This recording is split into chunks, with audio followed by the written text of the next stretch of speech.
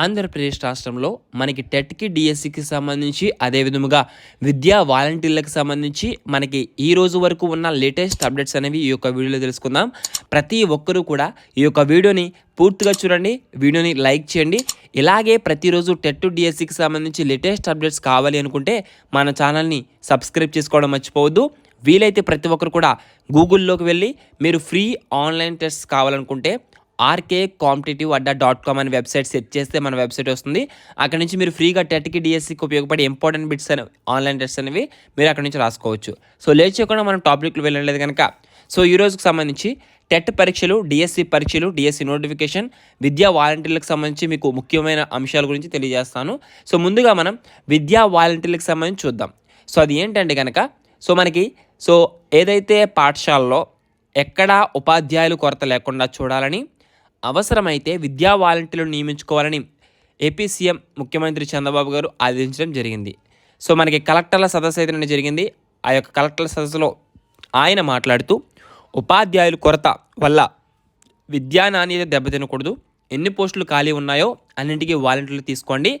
మనకి ఏదైతే ఈ యొక్క డిఎస్సి ఒకవేళ ప్రక్రియ కొంచెం ఆలస్యమైతే దానికి సంబంధించి ఈ నేపథ్యంలో ఇలాంటి సమయంలో మనకి పాఠశాలలో విజ్ఞాన విహారయాత్రలు, క్రీడలు నిర్వహించాలని, పిల్లలు ఒత్తిడి లేకుండా ఆనందంగా చదువుకునే పరిస్థితి తీసుకురావాలని ఆయన తెలియచేయడం జరిగింది. రాష్ట్రంలో ప్రతి విద్యార్థి ఎక్కడో చోట బడిలో ఉండాలని ఆయన తెలియజేశారు. అయితే మనం టెట్ పరీక్షలకు సంబంధించి ముందుగా చూసినట్లయితే కనుక ఇక్కడ ఆంధ్రప్రదేశ్ ప్రభుత్వం మెగా డిఎస్సి నిర్వహించడానికి ముందుగా ఈ యొక్క ఉపాధ్యాయ అర్హత పరీక్ష టెట్కు నోటిఫికేషన్ అనేది ఇచ్చింది. దీనికి సంబంధించి ఎంతమంది అప్లై చేసుకున్నారంటే అధిక సంఖ్యలో 4,27,300 మంది అభ్యర్థులు అయితే దరఖాస్తు చేసుకున్నారు. ఇందులో ఎస్జిటి మనకి విభాగంలో పేపర్ 1ఏకు 182,609 మంది అప్లై చేసుకున్నారు. ఇక ప్రత్యేక విద్య పేపర్ 1బికి 2,662 మంది పేపర్ 1బికి దరఖాస్తు చేసుకున్నారు.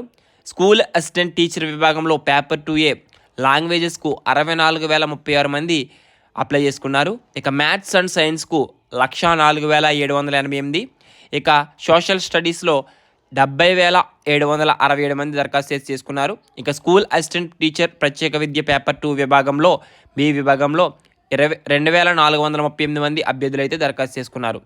మనకి గతంలో ఏదైతే షెడ్యూల్ అయితే ఇచ్చారో అక్టోబర్ 3 నుంచి 20 వరకు కూడా మనకి ఆ యొక్క షెడ్యూల్ ప్రకారం టెట్ పరీక్షలు నిర్వహిస్తామని, అభ్యర్థులందరూ కూడా పరీక్షలకు సన్నద్ధం కావాలని పాఠశాల విద్యా డైరెక్టర్ విజయరామరాజు గారు ఒక ప్రకటనలో తెలియజేశారు.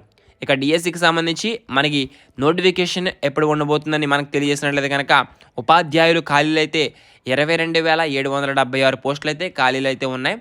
దీనికి సంబంధించి మనకి మెగా డిఎస్సి నోటిఫికేషన్ అయితే నవంబర్ 3వ తారీఖున నోటిఫికేషన్ అయితే విడుదలవుతుంది. ఇక అదే విధముగా మార్చిలో ఈ యొక్క డిఎస్సి పరీక్షలు జరిగే అవకాశం ఉందని తెలియజేశారు. ఒకవేళ అటు ఇటు అయినా సరే మనకి మార్చి కాకపోయినా జూన్ 2025 నాటికి ఈ యొక్క డిఎస్సి ప్రక్రియ మెగా డిఎస్సికి సంబంధించి ఉపాధ్యాయ పోస్టుల భర్తీ అనేది కంప్లీట్ చేస్తామని విద్యాశాఖ మంత్రి గారు మనకి తెలియజేశారు. ఈ విధంగా అఫీషియల్ అప్డేట్స్ అయితే ఉన్నాయి. మనకి ఒకవేళ నోటిఫికేషన్లో 16,340 పోస్టుల కంటే ఎక్కువగా వచ్చే అవకాశం అయితే ఉంది. ఒకవేళ వస్తే అందరికీ కూడా ఒక మంచి శుభ పరిణామంగా భావించవచ్చు. ఏ అప్డేట్ వచ్చినా సరే మన ఛానల్లో మీకు పోస్ట్ చేస్తూ ఉంటాను. మరొక యూస్ఫుల్ ఇన్ఫర్మేటివ్ వీడియోతో అందరూ కలుసుకుందాం. Thanks for watching. Have a nice day.